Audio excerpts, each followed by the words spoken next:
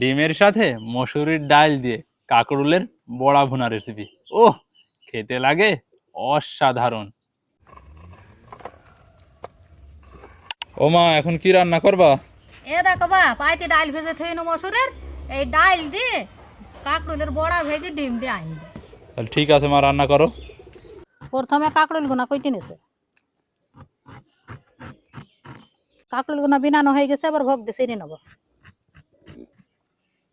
এবার কাকরুল গুনা একটু পরিষ্কার করে ধুই নিছে। এবার কাকরুলের আটি গুনা চামচ দিয়ে তুলে নিছে, আটি গুনা বের করে নেওয়া হয়ে গেছে। এবার মসুরের ডাল বেটে নেবো।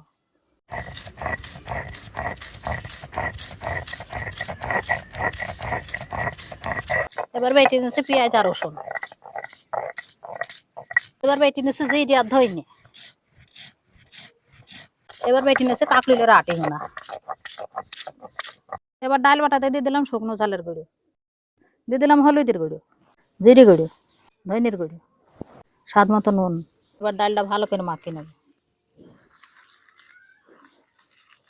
এবার ডিম চারটে সেদ্ধ করে খোসা ছাড়িনি, ডিমের গা গোনা কেটে দিয়ে চারটে টুকে ছড়ি দিই। এবার কাকরুলের খোলসের মধ্যে ডাল বাটা গুনা দিয়ে দিলাম। এই যে ঠিক এইভাবে সব গুনার ভেতরে ডাল দিয়ে দেবো। এই যে সব গুনারে মুখ মেরে নেওয়া হয়ে গেছে, এবার তেলে ভেজে নেবো। তেল গরম হয়ে গেছে, এবার তেলে দিয়ে দিলাম। এবার আস্তে আস্তে জাল দিয়ে ভালো করে ভেজে নেবো। ভেজে নেওয়া হয়ে গেছে, এবার তুললেছে।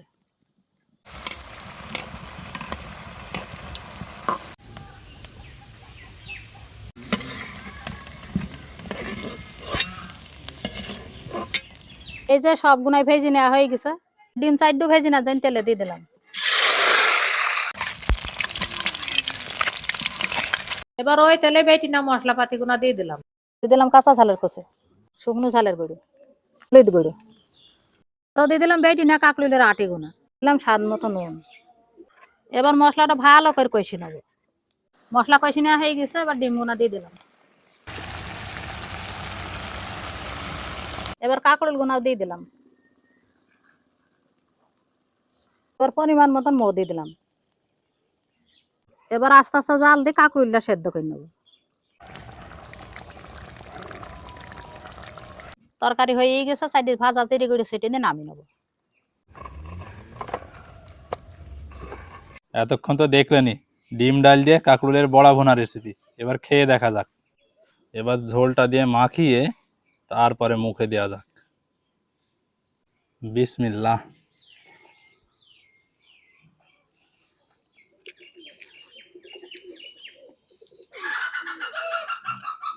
দারুণ দারুণ।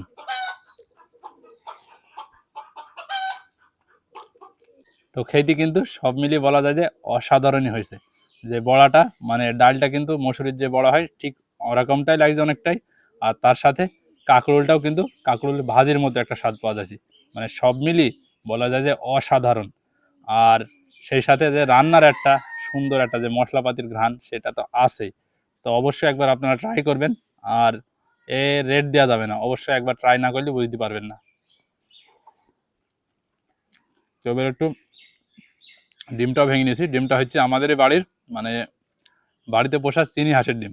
তো ডিমটা দিয়ে এবার একটু খাই।